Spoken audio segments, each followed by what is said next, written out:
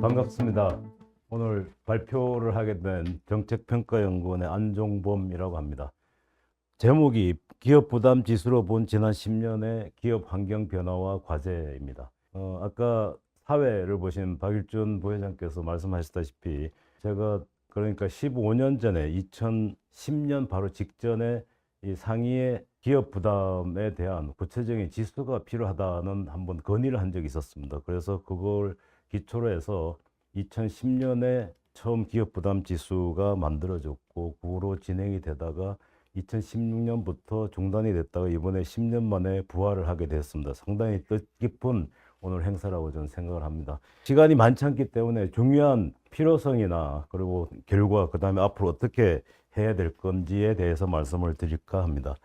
먼저 이 기업 부담을 왜 우리가 제대로 파악을 해서 국민들한테 알리고 그리고 정부와 국회에 알려야 되는가 하면은 우리의 기업 가치는 무한하다라고 저는 생각을 합니다. 우리 지금까지 우리 국가가 이 정도로 세계적인 어떤 위상을 갖게 된 것도 우리 기업 때문이다라고 하는 생각을 가지게 됐고, 그래서 이 지표를 보시더라도 여실히 드러나고 있습니다. 우리가 스위스 IMD가 매년 발표하는 국가 경쟁력 지표를 보면은 우리가 지금 현재 역대 최고 순위가 지금 기록되어 있습니다. 근데 그 중에 가장 큰 역할을 한 게 여기 보시다시피 기업 효율성 부분은 바로 작년에 10단계 뛰어올 정도로 우리 기업이 우리 국가 경쟁력에 미치는 그 기여도라는 게 엄청나다. 그래서 이 기업 가치를 우리가 더 보존하고 더 살려야 되는데 그런 기업들이 상당히 많은 부담을 느끼고 있다라고 하는 게 너무 안타까워서 지수를 다시 개발하고 발표를 하게 됐습니다.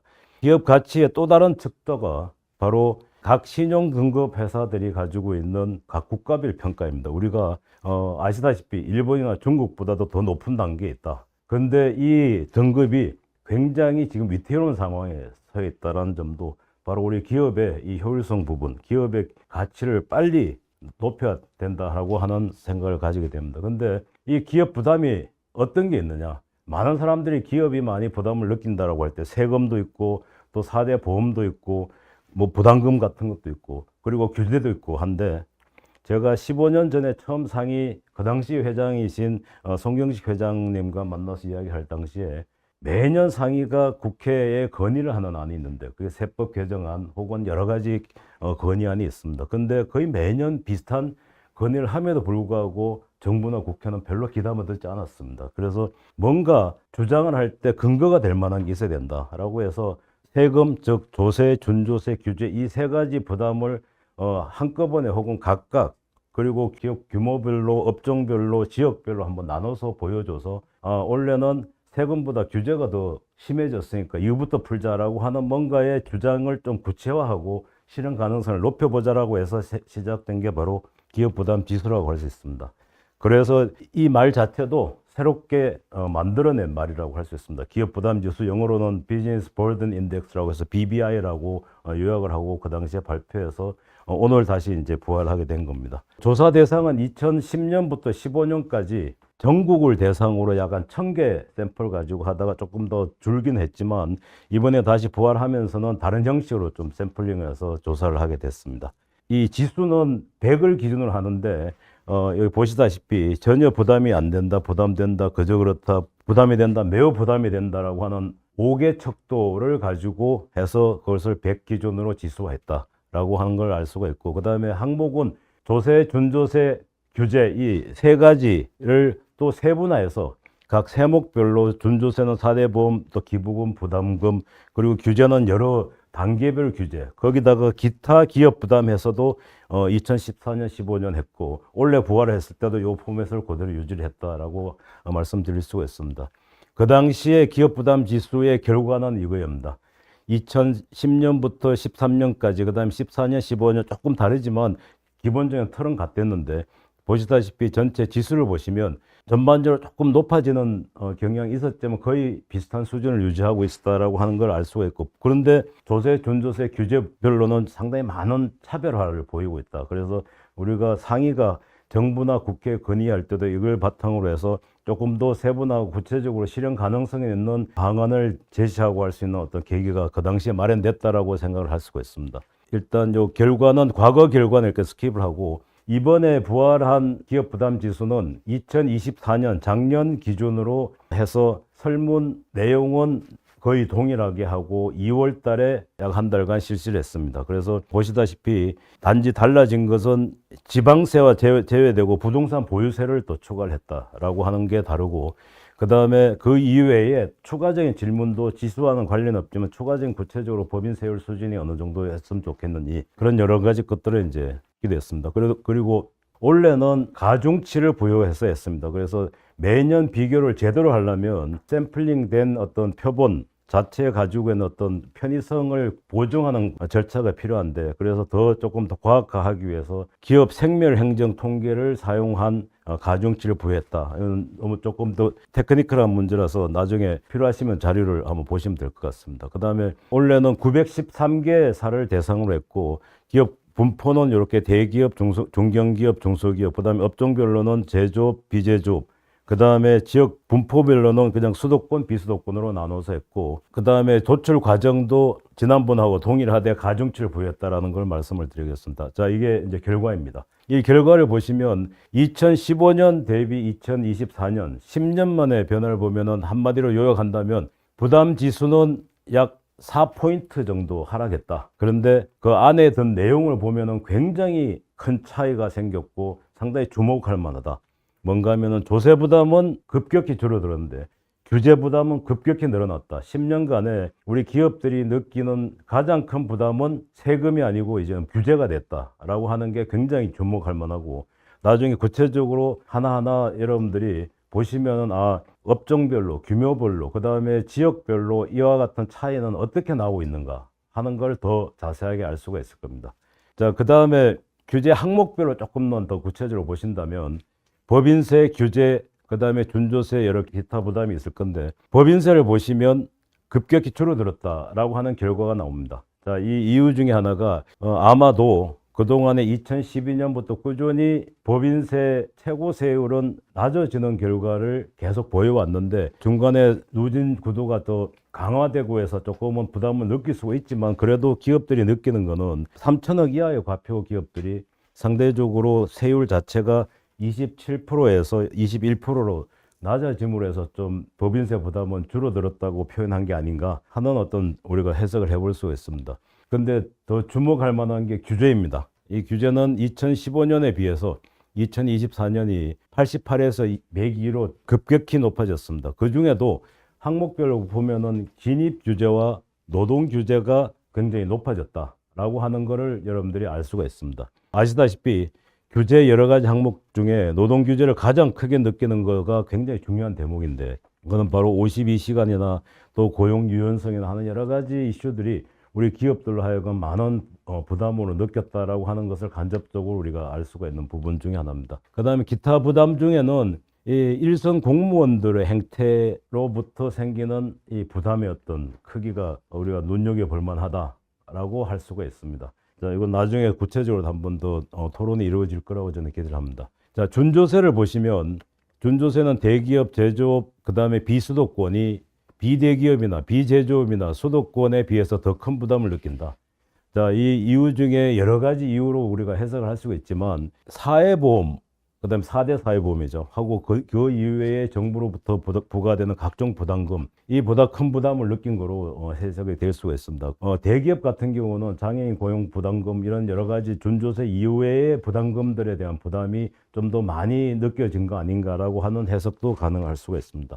자, 추가적으로 질문한 것들이 몇 가지 있습니다. 그 중에 기업 부담을 줄이기 위해서는 이 설문에 응한 분들이 어떤 방안을 생각하고 있는지에 대해서 물어봤습니다. 물어봤더니 법인세 부담을 줄이기 위해서는 46%가 법인세 세율 구간을 지금 4단계를 대폭 단순화했으면 좋겠다. 누진 구도를 완화했으면 좋겠다. 그 다음에 36% 정도는 법인세 세율 자체를 인하했으면 좋겠다라고 응답을 했습니다. 그리고 준조세 부분은 5대 사회보험에 대한 부담을 줄이기 위해서는 43% 정도가 중소기업에 대한 정부 지원을 강화해달라. 5대 사회보험에 대한 정부 지원이 기업에도 많이 이루어지고 있지만 더 강화해달라고 하는 것이고, 42%는 이 5대 보험의 요율을 좀 낮춰달라라고 하는 응답도 있었습니다. 그리고 또 규제와 관련된 건의는 15년에 비해서는 그 정도 자체는 비슷하다고 할지라도 기업들이 느끼는 규제 부담 자체는 개별적으로 다 높아졌다는 것을 알 수가 있기 때문에 그 원인으로 무엇을 짚었는가 봤을 때 국회나 법률이나 행정부의 시행령, 시행규칙 그리고 공공기관 행정의 이 세 가지가 가장 큰 규제 부담이었다라고 해서 이 부분은 앞으로 많이 더 논의가 되고 토론이 이루어질 거라고 저는 생각합니다. 자, 그러면 앞으로 기업 부담 지수, 이 BBI를 어떻게 활용을 했으면 좋겠느냐라고 하는 것을 몇 가지 말씀드리고 정책 과제로 말씀을 드리고 끝을 맺을까 합니다. 먼저 이 BBI가 10년 만에 부활이 됐고 이 BBI를 제대로 활용하기 위해서는 이 국회나 정부가 이 BBI에 대한 관심도가 높아지고 이거를 반영해서 정기국회나 또 정부는 수시로 조세나 준조세나 규제와 관련된 정책의 어떤 혹은 입법에 대한 여러 가지 활동에 영향을 받도록 해야 된다라고 하는 측면에서는 오늘 이 현재 방송을 보고 계시는 모든 분들도 관심을 가지고 꾸준히 정부나 국회에 이 결과를 가지고 많이 건의를 하고 하는 이른바 집단지성의 어떤 과정이 꼭 있어야 되겠다. 왜냐하면 설문에 응한 기업들이 한 1000개 정도 되지만 지금 현재 들어와 계시는 308명뿐만 아니고 여기 구독자 모든 분들이 BBI에 대해서 관심을 가지고 꾸준히 내가 느끼는 이 부담은 어떤 게 더 크다라고 생각하는 걸 올려주시면 그 자체가 아마 국회나 정부로 전달돼서 더 구체적으로 정책 개선에 반영이 될 거다 하는 기대를 하고 있습니다. 그다음에 두 번째는 이 상공회의소의 어떤 회원 기업 수가 약 한 20만 개 된다고 들었는데 그 회원사들한테 이 기업 부담 지수나 혹은 그 이외에 여러 가지 기업과 관련된 정보를 필요한 때에 알려주는 맞춤형 서비스도 앞으로 가능해질 거다라고 하는 말씀을 드리고 그다음에 마지막으로는 2014년부터 16년까지 BBI와 마찬가지로 이 상위가 전국 규제 지도를 만들어서 발표를 했습니다.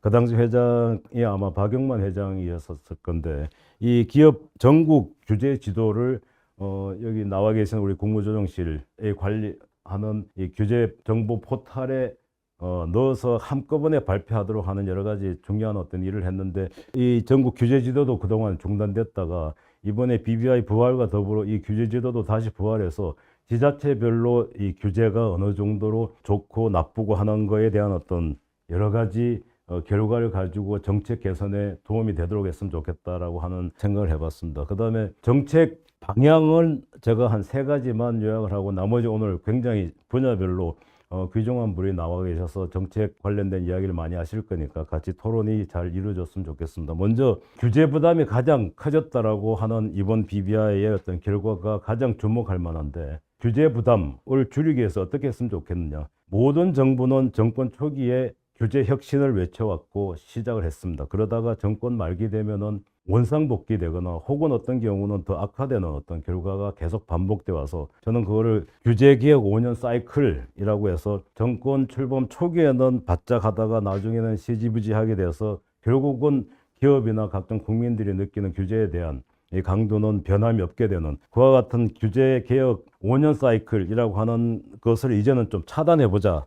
그래서 이번에 이제 마침 6월 달에 새 정부가 출범하기 때문에 분명히 규제 개혁을 다시 시작할 건데 이번만큼은 사이클 없이 그냥 6월에 발표되는 규제 개혁 강도를 계속 5년 유지했으면 좋겠다라고 하는 바람으로 한번 적어본 거고 그다음에 두 번째는 지금 현재 규제 샌드박스가 있지만 요 샌드박스에 들어온 규제를 집중 관리하자. 샌드박스에 더 많은 규제를 넣자. 그래서 해결해 보자. 라고 하는 여러 가지 시도를 하고 있지만 그것보다는 규제 네거티브로 해서 일단 규제 없는 거다. 라고 하고 꼭 규제가 필요한 걸 넣어보자. 라고 하는 식의 역발상을 하는 것이 필요하다는 게 과거 2015년 당시에 규제 네거티브 시스템을 도입하자라고 여러 논의를 하다가 도입됐던 것 중에 하나가 입법화가 안 된 거긴 하지만 그 당시에 규제 프리전 특별법이라는 게 있습니다. 전국 광역 17군데를 지정해서 각 산업별 업종을 한 2-3개 정하게 하고 거기에 관련된 그 지자체별 규제는 없는 거다라고 하고 만약에 그 필요한 규제가 있으면 다시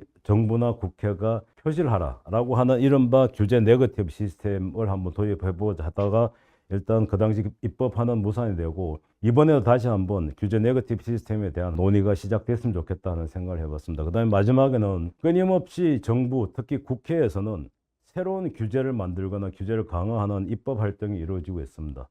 지금 현재 모든 입법이나 정부의 어떤 정책에 있어서 그 정책이 펴짐으로 해서 생길 수 있는 영향에 대해서 사전에 평가하는 게 환경 영향 평가는 이제 보편화되어 있습니다. 그 다음에 고용 영향 평가가 있습니다.